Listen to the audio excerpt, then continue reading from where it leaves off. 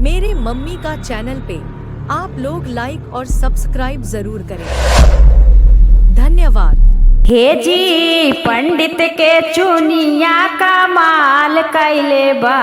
हे जी पंडित का चुनिया कमाल कैले बा। हमारे मड़वा में झाड़ू का काम कैले बा। हमारे मड़वा में झाड़ू का काम कैले बा। हे जी पंडित का चुनिया कमाल कैले बा। हमारे मड़वा के झाड़ू के काम कैले बा। हो देखा हो समधि का धोतिया कमाल कैले बा। हे जी समधि का धोतिया कमाल कैले बा।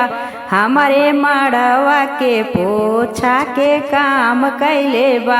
हमारे मड़वा के पोछा के काम कैले बा। हो अगुआ के पेटवा कमाल कैले बा। हे जी अगुआ का पेटवा कमाल कैले बा।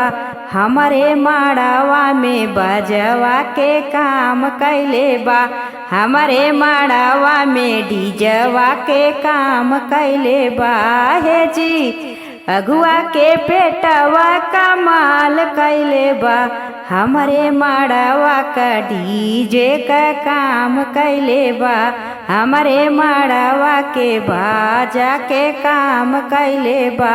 हो देखा जेठा जी का मोछिया कमाल कैले बा। हे जी जेठा का मोछिया कमाल कैले बा।